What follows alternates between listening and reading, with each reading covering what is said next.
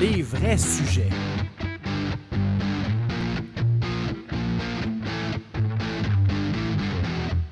Les vraies questions.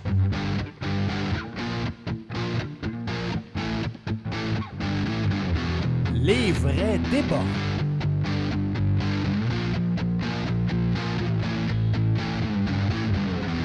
Les vraies affaires. Hey, salut, c'est Julien Mercure. Et Philippe Rioux. Bienvenue aux Vraies Affaires, cette version du 28 mars 2014. Oui, on va reparler d'élections, mais promis, il y a d'autres sujets sur la liste cette semaine, contrairement aux dernières semaines. Alors, qu'est-ce qui s'est passé? Est-ce qu'on fait un retour sur le débat de la semaine passée ou on commence tout de suite à parler du débat de demain, de jeudi? On pourrait, tu sais, pas juste le débat, mais un peu, disons, la semaine, là. C'est sûr qu'au niveau des tendances, c'est pas, ça confirme, disons, la descente aux enfers du PQ. Mais j'ai une question pour toi. Qu'est-ce que tu penses de la stratégie, du revirement complet de stratégie de François Legault de commencer à essentiellement ne fesser que sur les libéraux et à toute fin pratique, oublier le fait que le PQ dans la campagne. Je te parle vraiment pour la CAQ. Là. La CAQ n'attaque que les libéraux depuis une semaine. Qu'est-ce que tu penses de cette stratégie-là? Ben, c'est parce que je pense que je pourrais juger de la stratégie de François Legault, mais entre ça et se déguisant en canard, je ne pense pas que François Legault a d'autres options. Ce que je veux dire, c'est que je ne pense pas que François Legault peut vraiment changer la direction de l'élection de son bord en ce moment. Parce que ça semble être vraiment recristallisé vers un ras-de-bol contre les péquistes, mais peut-être plus la notion de souveraineté, ou peut-être pas la notion de souveraineté, mais en tout cas... La notion de tenir un référendum. Et distinct. Même si François Legault dit « Ah, nous autres, on n'en parle pas, nanana, nanana », quand tu veux vraiment pas de quoi, t'aimes mieux la personne qui a toujours dit non à la personne qui dit que c'est pas important d'en parler.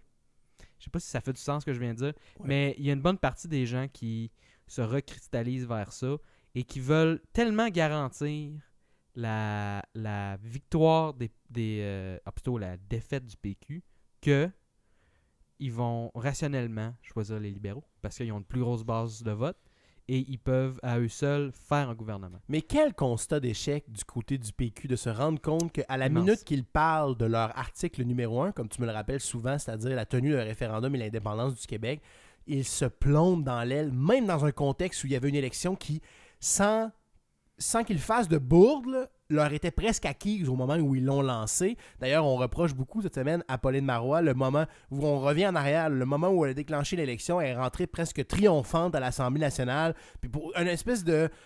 Elle était contente de déclencher les élections, bien plus que parce qu'il y avait un blocage réel, mais plutôt parce qu'ils pensaient vraiment que le PQ allait pouvoir faire des gains puis avoir ce fameux gouvernement majoritaire-là. Quel constat d'échec de se rendre compte que dès qu'ils commencent à parler de cet aspect-là, qui les caractérise, c'est l'essence même du Parti québécois. C'est l'article 1. Ils perdent complètement l'appui dont ils ont besoin pour obtenir une majorité. Écoute, moi, je suis personnellement en transition un petit peu dans ma vision politique en ce moment parce que, tu le sais, j'ai été membre d'Option nationale. Mais moi, la raison pourquoi je suis encore membre d'Option nationale. Mais la raison pourquoi je suis rentré dans l'Option nationale, c'est que j'aimais beaucoup les idées économiques à la base de ce parti-là. Et, bon, c'est sûr que j'ai été souverainiste, mais j'ai toujours trouvé que leur empressement de dire « Oh, on parle pas assez de souveraineté » ou « La souveraineté, il faut juste en parler, ça va se régler ». J'ai jamais été je l'ai déjà défendu, mais en même temps, j'étais pas nécessairement convaincu de cette option-là. J'étais comme « Oui, la souveraineté, c'est bien beau, là, mais il faut premièrement parler d'idées, puis après ça, on peut peut-être lier la souveraineté à ça, mais peut-être que justement, les gens sont tannés d'entendre parler de souveraineté pour la souveraineté. » Et si tu parles de souveraineté pour la souveraineté, ça amène un flou artistique au bout, c'est peut-être trop de flou artistique pour les gens, je sais pas. Mm-hmm. Et peut-être que les gens sont peut-être justement à la recherche de projets un peu plus concrets. C'est peut-être là aussi que Québec solidaire va aller chercher quelque chose, parce que si les gens veulent avoir non seulement un pays, mais un pays qui est comme une espèce de direction claire, là, on va leur donner. Là. Une stratégie d'ensemble. Ce que Québec solidaire propose, et d'ailleurs ce que je déplore le fait qu'il n'y a aucune personne dans la droite globale qui propose véritablement ça, c'est-à-dire c'est une vision. Oui, Québec solidaire, c'est une idéal, vision. Là. C'est effectivement un idéal et on peut leur reprocher cet aspect-là parce que oui, c'est vrai qu'ils ont des excellentes idées, mais ils ont aussi des idées qui sont un petit peu plus utopiques ou qui nécessitent, disons, quelques bons dans la logique pour qu'ils puissent être acceptés tels quels.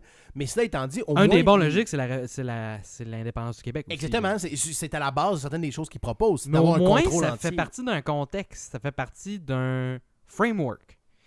Un échafaudage d'idées. Alors que le PQ, c'est comme... Mais vous comprenez pas, ça va être tout mieux. Puis là, on est là. Vraiment, là? Dans le sens qu'on va comme faire la même affaire que là, puis... Mais on va avoir un passeport québécois. Mais ça va être mieux, là. Tu vois comment ça... OK, ça, vraiment tant que ça. Puis tu disais à un moment donné, si je le sens pas, ça. Moi, je le sens un petit peu que ça va être mieux. Mais là, je commence à comprendre que, c'est difficile à convaincre du monde, là. C'est quelqu'un qui veut un pick-up, là. Tu garantis-tu mon pick-up? Non. Et à l'inverse, quand tu parles de concret, il n'y a rien de plus concret que ce que les libéraux proposent. C'est-à-dire, on revient 18 mois en arrière, moins la corruption semi. Ouais. C'est ça. En fait, c'est mon inquiétude principale par rapport aux libéraux, parce que, je veux dire, péquistes libéraux, honnêtement, ça change pas grand-chose là, au niveau du fonctionnement étatique tant que ça. Là. Petite chicane par-ci par-là avec Ottawa. C'est ça. Mais j'ai interrogé un petit peu les gens là-dessus, faire une réflexion de qu'est-ce qui s'est passé. Imagine t'es un stratège péquiste, là. Là, tu dis, écoute, toi puis moi, on était les premiers à regarder ça puis dire, hey, écoute, Pauline s'en va vers un couronnement avec un cheval volant, avec le chariot en arrière, puis le rainbow qui le suit, tout. Mais en tout cas, je suis pas mal certain que c'est ce qu'ils entrevoyaient au départ. Là. Et c'est le feeling qu'il y avait. Et là, soudainement, c'est revenu à la souveraineté. Puis on a dit, hey, c'est vrai, on n'a plus le boogeyman Jean Charest pour faire le contraste, à se débarrasser d'eux. Puis là, oh boy, là, en fait, c'est que ce qui avait monté comme solidité électorale dans les sondages et tout ça, c'était vraiment une belle tour. Elle était vraiment belle, la tour, mais elle était faite avec des petits bouts de bois. En fait, je pense et c'est là qu'on a tous été trompés parce qu'on a regardé ça, on dit ça a l'air beau, mais c'était pas solide. En fait, je pense que la stratégie du PQ, ça a toujours été, en ce qui concerne le référendum puis l'indépendance, en tout cas, à tout le moins depuis la défaite de 95 et les années suivantes, la stratégie a toujours été, on va d'abord prendre le pouvoir, puis une fois qu'on va être au pouvoir, on va proposer quelque chose comme ça. C'est d'ailleurs la stratégie actuelle. C'est donnez-nous un gouvernement majoritaire, on va sortir un livre blanc sur la souveraineté et, selon la fameuse phrase de Pauline Marois au dernier débat, lorsque les Québécois seront prêts, on tiendra un référendum. Whatever that means. Et ça a été en fait, entre autres, un des points qui a amené à la scission d'Option nationale de la part du PQ. C'était parce que c'était pas assez mis de l'avant, puis c'était surtout mis en deuxième priorité après d'abord et avant tout la prise du pouvoir. Et je pense que l'élection actuelle est en train de démontrer la fausseté logique dans cette stratégie-là, le talon d'Achille de cette stratégie-là, parce que aussi solide ton édifice pour prendre le pouvoir peut sembler, à la minute où tu tapes sur ce clou-là, qui est l'article numéro 1, mais qui doit avoir le pouvoir avant de pouvoir le mettre en application, ça s'effondre. Et je pense que c'est à ça qu'on est en train d'assister et peut-être à la transformation du PQ vers un parti qui est effectivement encore plus dans ta face en te disant « Moi, ce que je veux d'abord et avant tout, c'est le pouvoir. Après, on verra. » Puis, est-ce que ça va arriver? Je sais pas, mais faisons de la politico-fiction. Pauline Marois perd son élection. On est là pour ça. Pauline Marois perd son élection. Est-ce qu'elle démissionne? Philippe Couillard rentre majoritaire. Est-ce que Pauline Marois démissionne? Moi, je pense que oui. Moi, je pense que oui. Mais là, que Pauline Marois démissionne, c'est pas... on s'en calisse, là. C'est pas ça la leçon qu'il faut que le PQ prenne, là. Est-ce que le PQ va être capable d'avoir d'assez d'autocritique pour arriver au prochain congrès du parti puis qu'il y a quelqu'un qui se lève puis qui se dise « Hey, faut-tu revoir notre stratégie? Hey, il faut-tu revoir le fait qu'on devrait avoir une stratégie? » Et là, je posais la question et je sais pas, je me sens en tête, je me sens en l'air, mais est-ce que la souveraineté peut devenir seulement qu'un idéal? Seulement qu'une idée que tu tiens en arrière à gauche qui n'attend qu'un contexte au lieu d'essayer de créer un contexte pour cette idée? C'est-tu quoi? Je vais te le reformuler autrement. En fait, est-ce que le PQ va pas devenir un parti pour lequel, justement, la souveraineté ou l'indépendance québécoise du Québec est un idéal, dans le sens que le Parti québécois dit, si vous nous élisez, on va gérer le Québec comme si on était un pays. Il ne faut pas de référendum, mais on va gérer comme si, le plus proche possible, c'est-à-dire qu'on va par les voies politiques traditionnelles et qui existent aujourd'hui, on va Gouvernance souverainiste. on va vous approcher le plus possible de cet idéal-là sans vous enfoncer un référendum dans la gorge. Et peut-être que le salut du PQ va passer par quelque chose comme ça. Est-ce que justement, mettons que Pauline, là, au dernier débat, elle y avait dit Hey, vas-tu faire un référendum? Et lui de dire non, je ne ferai pas de référendum autant et aussi longtemps que les Québécois ne sont pas prêts. Si elle avait juste dit non, je ne ferai pas de référendum. Parce que si on doit me poser la question, ça veut dire qu'on n'est pas rendu là pantoute, là. Si un jour il se passe de quoi au niveau du Canada, il se passe de quoi ici, il se passe de quoi, puis soudainement, là, ou plutôt tranquillement, la souveraineté revient à 70%. Ce ne sera pas une question qu'on va poser à Pauline Marois. Of course, elle va faire un référendum. En fait, on va lui demander la date. C'est ça, on va dire, non mais on est prêt là, hein? Mais si on y demande, en fait c'est comme si genre on demandait, t'es-tu encore obsédé là-dessus? T'es-tu encore en train de penser à ça? Tu vis-tu encore dans ton rêve à ce point-là? Et c'est ça qu'on pose, en fait c'est pas ça qu'on pose, mais c'est ça que Québec, que Philippe Couillard et que François Legault veulent que les gens comprennent de la question qu'ils posent à Pauline Marois en disant, vas-tu faire un référendum? C'est ça, c'est de dire, est-ce que t'es vraiment encore dans ce mindset-là de on fait un référendum? Et là, on est rendu au point, statistiquement, quand on parle des jeunes ou de la population générale, qu'il y a une masse critique de gens qui veulent tellement pas en entendre parler, qui veulent tellement pas de référendum, que le PQ, sauf s'il y a genre Jean Charest avant d'eux autres, puis qu'il y a une crise étudiante, puis qu'il y a plein d'autres La révolution. La révolution, ils ne peuvent pas convaincre assez de gens pour rentrer au pouvoir. Et quand on s'est fait rappeler ça, parce que là, maintenant, il y avait la charte, puis la charte, c'est comme un peu autre chose. Ça parle justement un peu de gouvernance souverainiste. On parle pas de séparer du Canada, on parle de nous faire un spécial truc, tout ça. Et c'est vrai que la charte est un bon exemple de gouvernance souverainiste. C'est vrai. Et en même temps, ça peut être quand même populaire, mais là, quand tu ramènes le référendum là-dedans, en tout cas, je pense qu'on est peut-être vraiment... On l'a déjà annoncé dans les autres élections. Je sais pas si tu te souviens quand André Boisclair avait fait patate. On avait dit « est-ce que le PQ est mort? Est-ce que le PQ va se réinventer? » Et là, le PQ est revenu, Pauline Marois est revenu au pouvoir. Mais là, ça m'a aussi interrogé sur le contexte particulier de la dernière élection, il y a 18 mois. Et là, je me disais, dans le fond, le perfect storm, il était pas là, début mars, là, comme on pensait. Là. Il était vraiment il y a 18 mois. Là. Ça, c'était leur thunder. C'est il y a 18 mois qu'ils auraient dû obtenir un gouvernement majoritaire. Il y a 18 mois. Là, ils n'ont pas été capables de le faire. Et c'est tout ce qu'il y allait avoir probablement. Mais c'est un peu ce que je te disais. C'est un peu ce que je te disais quand la tendance est tellement lourde que c'est ça que ça me donne comme feeling. C'est un peu ce que je te disais quand on parlait justement de cette campagne-là. Ce que je disais, c'est que malheureusement, le PQ n'a plus les fameuses... les fameux boogeyman, entre guillemets, qui pouvaient tendre, qui pouvaient brandir lors de leur dernière élection en 2012, c'est-à-dire Jean Charest, la crise étudiante, la corruption et tout ça, qui les ont amenés au pouvoir. Et ils n'ont pas un bilan de 18 mois assez fort pour pouvoir s'asseoir là-dessus en campagne, ce qui rend le contexte actuel aussi changeant qu'il peut être présentement. Et la campagne présentement aussi bizarre. Honnêtement, c'est une campagne spéciale. Mais justement, finissons-en de cette campagne-là, parce que comme je disais en entrée de jeu, on a d'autres sujets.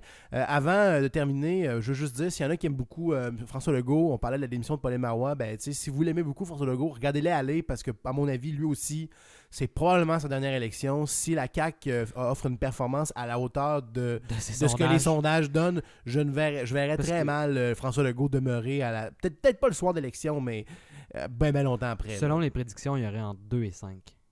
C'est ça. Députés, c'est catastrophique. Là. Exactement. De toute façon, là, même quand on parle de Pauline Marois, ça fait partie de la game politique. Pauline Marois, ça démissionne le soir. Là. Ça veut pas dire nécessairement que c'est elle qui a fait une mauvaise job. Là. C'est juste... C'est comme les coachs au hockey. Là. À un moment donné, si c'est la personne qui paye après une contre-performance ou de longue haleine, idéalement, ben c'est ça. Est-ce que le PQ, comment ils vont se revirer après par rapport à ça? Si c'est ça qui arrive, ben on verra. Mais je pense que ça... C'est pas nécessairement une critique de sa performance à elle si jamais elle a démissionné. Non, moi j'ai vraiment le feeling qu'il y a en arrière d'elle une vague tellement forte que personne n'aurait pu vraiment empêcher ça. Et c'est à cause du fait que de son contexte et du fait qu'elle voulait aller chercher un gouvernement majoritaire, elle a comme été pognée. On va se le dire, l'article 1 est problématique. Est problématique au point que tu ne peux pas dire ceux-là qui votent pas pour nous, qui mangent la marde. Mais c'est fondamental cette réalisation-là. Si tu rentres pas, si t'es pas capable de rentrer au pouvoir pantoute à cause de l'article 1, il y a un problème si Une tu joues dans réflexion à avoir, si là. tu joues sérieusement dans la joute politique. Parce que on peut dire ça de Françoise David, eux autres, elle est honnête, mais en même temps, elle a le luxe d'être honnête. Là. Elle peut juste gagner des sièges. Ils vont avoir les 2 sièges qu'ils ont déjà. Peut-être qu'ils vont en gagner un 3e, croisons les doigts.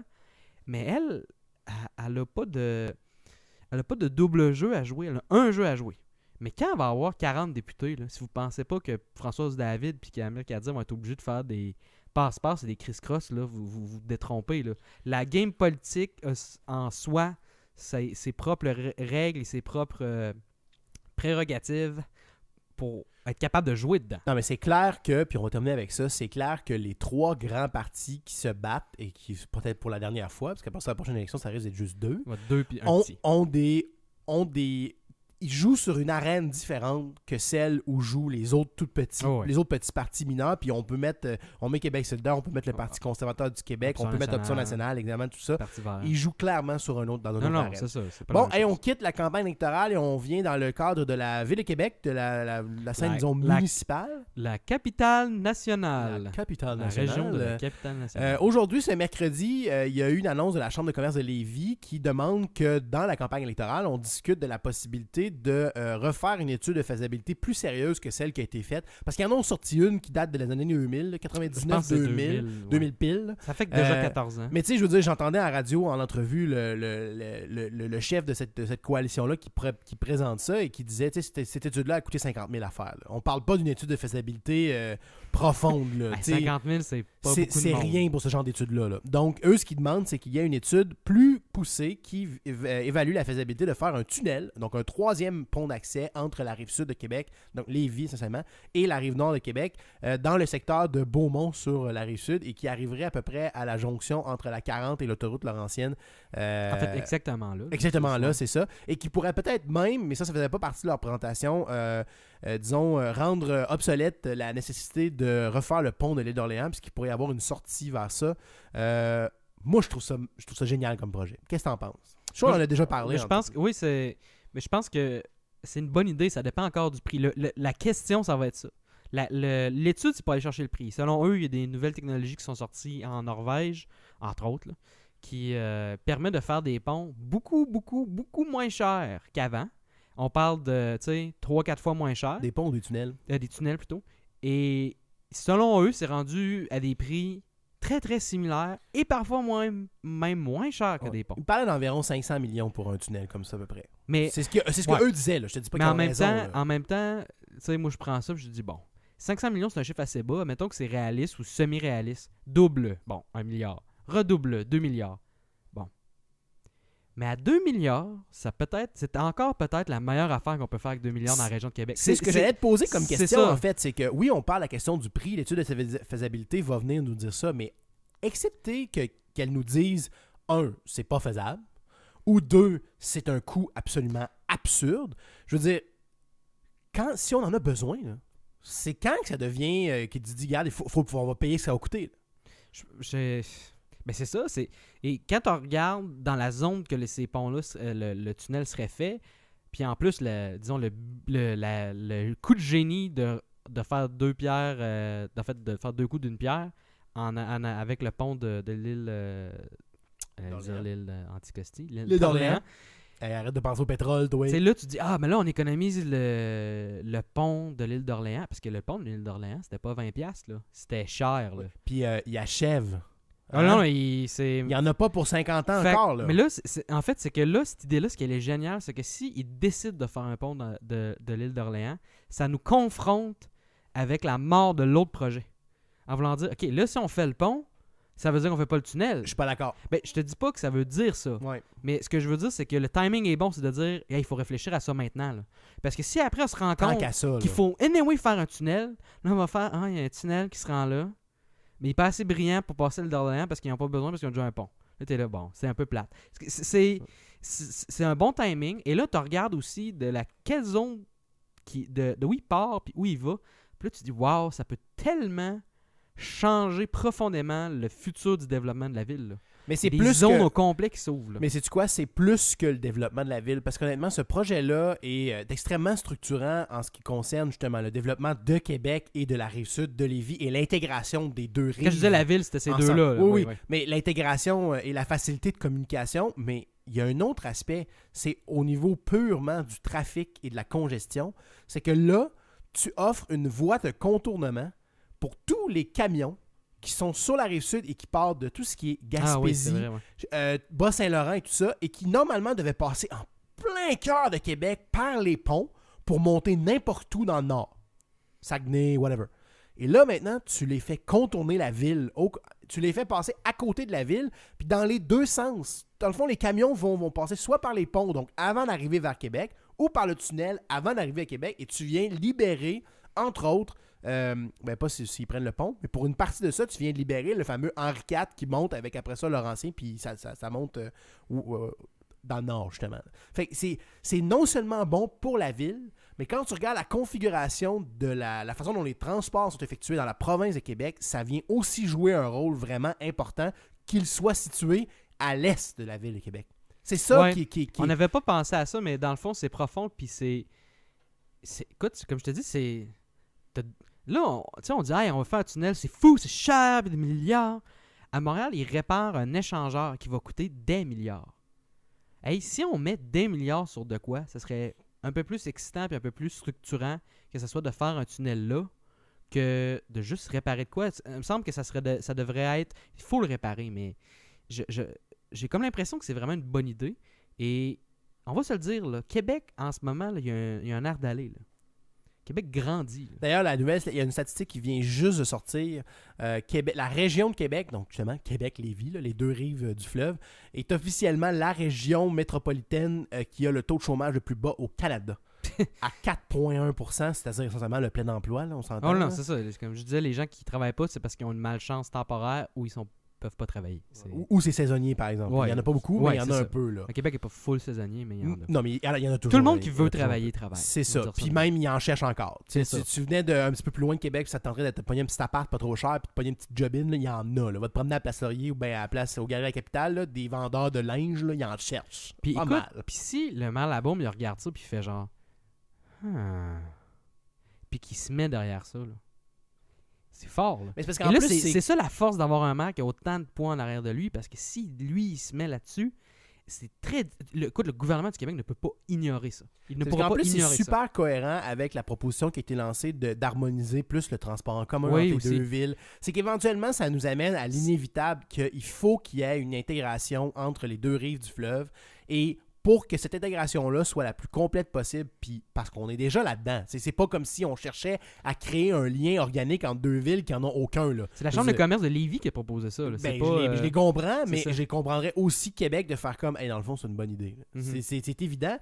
Et c'est très cohérent avec, je pense, la direction que l'intégration des deux villes doit prendre, c'est-à-dire d'aller vers justement une intégration plus grande, puis surtout d'améliorer les communications sous toute forme entre les deux rives. Et malheureusement, mais pour ça, il faut qu'on vainque davantage l'obstacle qu'est le fleuve.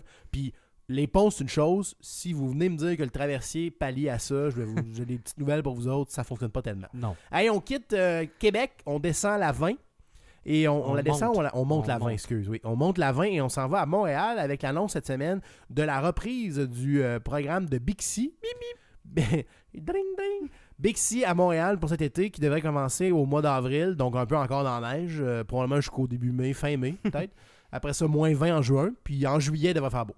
Mais donc, Bixi, avec le maire de Denis Coderre qui a pris la peine de dire aux Montréalais qu'il faudrait qu'ils se forcent. Parce que, tu sais, sinon, Bixi, ça marchera pas fort. Toi qui es un Montréalais par fin de semaine interposé, quelle est ton opinion là-dessus? Ben, c'est juste triste parce que, comme on disait, c'est plate qu'une bonne idée soit victime de choses qui n'ont pas rapport à l'idée. Qu'il soit victime d'une administration déficiente, d'une tentative d'expansion complètement déraisonnable, en tout cas avec une vitesse déraisonnable, avec des projections de profit déraisonnables.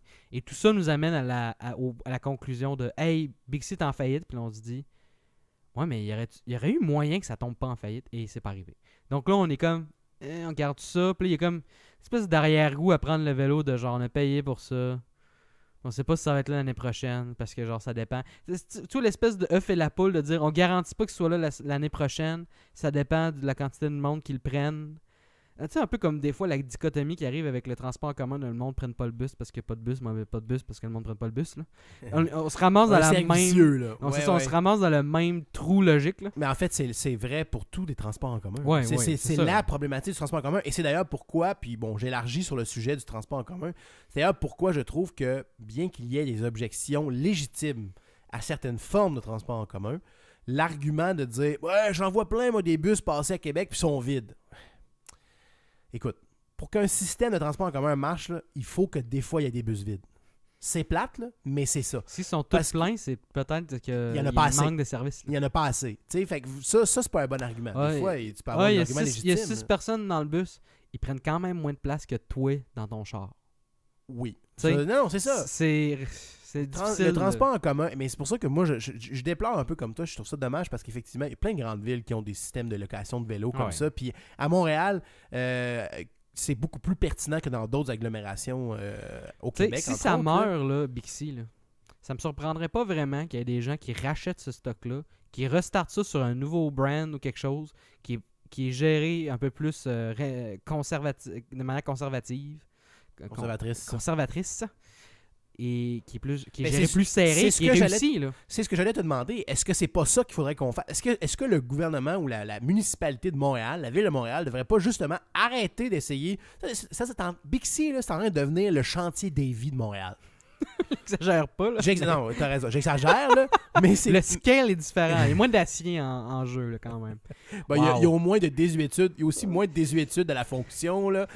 Mais non, je suis d'accord avec toi, mais le principe demeure. C'est-à-dire que des fois, il faut que tu arrêtes le respirateur artificiel pour que la régénération se fasse. Tu sais, là, une forêt, là, ça se régénère quand il y a des feux de forêt qui dévastent tout. Je te dis pas que c'est quelque chose qui est applicable à plein de choses. Ils auraient dû essayer de le vendre parce que là, en fait, ils l'ont racheté. Mais est-ce que la ville aurait dû essayer de le racheter pour ensuite le revendre? Mais est-ce que c'est ça le futur de Bixi? Est-ce que ça devrait pas plutôt être... On va arrêter de subventionner ça, on va attendre que ça meure, puis ça va renaître. Mais j'espère parce que, d'un autre côté, c'est que ça a un petit peu besoin de l'appui de la ville parce que ça utilise des terrains de la ville. Tu peux pas dire...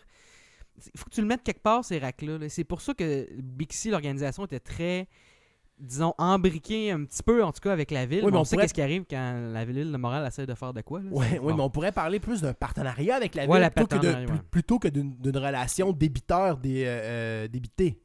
C'est-à-dire, tu dois de l'argent, puis c'est essentiellement ça. La ville fait comme, t'es tellement pas rentable que je vais te donner mes terrains gratis, que je vais te donner de l'argent, je vais te garantir des prêts. Ça marche, c'est pas un partenariat, ça là, c'est un bailleur de fonds avec quelqu'un qui fait un peu n'importe quoi avec les fonds. Mais c'est un peu ça le problème. C'est un risque, puis c'est plate que tu sais, si tu dis c'est le maire Labaume, pas le maire Labaume, mais le maire Coderre a demandé au monde abonnez-vous, on a besoin d'argent.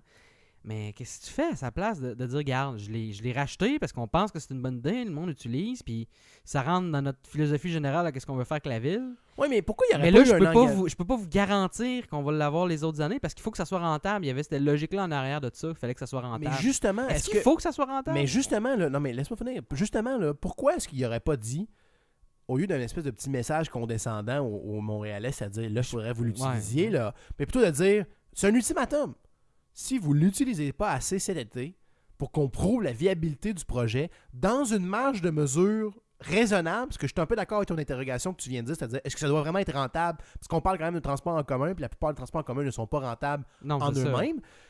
Si vous ne l'utilisez pas assez cet été, l'été là, 2014, ben l'année prochaine, on coupe tout. Là. C'est fini. Il n'y en aura pas. Jusqu'à ce que quelqu'un d'autre le rerouvre, justement. Ouais. Ça peut être une possibilité.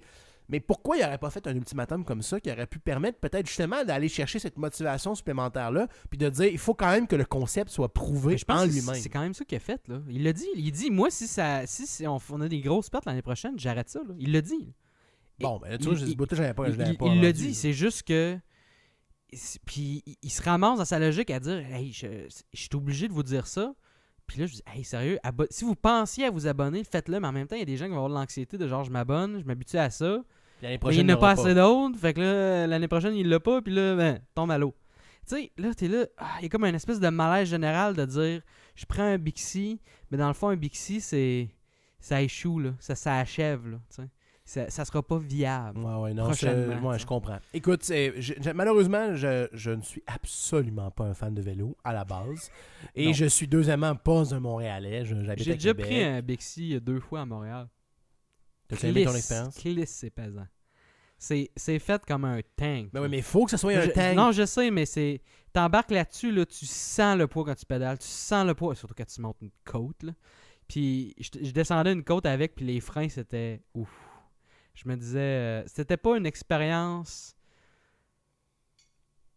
si le fun que ça. Ce n'est vraiment une expérience le fun que si t'es genre sur le plat. Mais non, mais c'est du transport Tranquille. en commun. Là. C'est pas Ouais. du vélo de plaisance. Non, on s'entend, là. C'est supposé de t'amener du point A au point B, puis tu sais, c'est ça, là. Mais comment dire, c'est le pire vélo que j'ai ridé dans ma vie. Tu sais, c'est plate, mais c'est quand même le pire vélo que j'ai. Puis j'ai jamais eu des vélos extraordinaires, là. Bon, Fait que j'étais un petit peu déçu.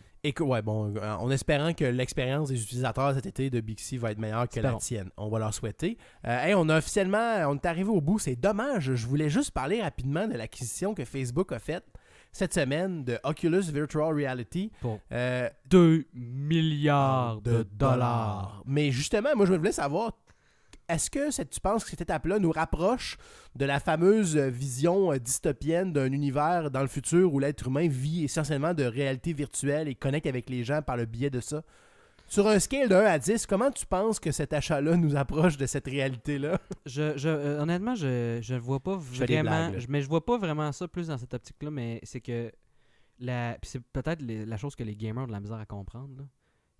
Parce qu'il me semble que la réaction est assez négative. hein. Oui, mais surtout de la part des gamers, parce que si les gamers pensent que la majorité de l'argent qui va pouvoir se faire avec ce bidule-là de réalité virtuelle, c'est dans les jeux vidéo, ils se trompent gravement. Parce que c'est bien plus fondamental que ça. Il y a énormément de jobs au complet des secteurs d'industrie qui vont être transformés par les technologies de la réalité virtuelle. Donc, ça fait beaucoup de sens que Facebook aille chercher ça. Bien plus. Facebook s'en calisse là, de votre jeu. Là. Pas que s'en calisse, mais il voit bien plus gros que ça. En fait, quelqu'un disait Facebook se googleise. Ils acquièrent des trucs pour devenir une entreprise technologique. Ouais, moi, je disais plus, sans nécessairement que c'est Google, je disais surtout que les géants d'Internet ou des technologies de l'information, c'est-à-dire Google, Facebook, sont en train effectivement de diversifier leurs activités, mais surtout de diversifier leurs activités vers les secteurs qui sont véritables. Tu sais, si vous voulez identifier vers où on s'en va technologiquement parlant, là, regardez ce que Google achète puis ce que Facebook achète. C'est Ouais, ça, en fait. Là. c'est ça. Tu sais, je veux dire, Google a acheté une flotte de... Ben, pas acheté une flotte de drones, mais il a acheté la compagnie qui va leur faire une flotte de drones. Fait que, tu sais, les drones, là, ça s'en Les vient. drones, là. les voitures automatiques, Ça les s'en robots, vient, là. Il y en a déjà, mais c'est juste que ça va rentrer dans d'autres sphères de notre vie. Ouais, puis ça va devenir plus mainstream, c'est surtout C'est ça. Là. Bon, écoute, là c'est vrai, on a C'est vraiment épuisé tous nos sujets, on n'a vraiment plus rien à se dire. Donc, sur ce, il va non seulement nous rester qu'à nous souhaiter et à souhaiter à nos auditeurs bonne semaine. Si vous avez des questions, des commentaires ou des menaces, c'est lesvraiesaffaires@gmail.com. À chaque vendredi, on pose dans les subreddits de Québec et Montréal. Si vous voulez venir nous jaser, c'est là que ça se passe. Puis aussi et surtout, abonnez-vous à notre canal YouTube. Ouais.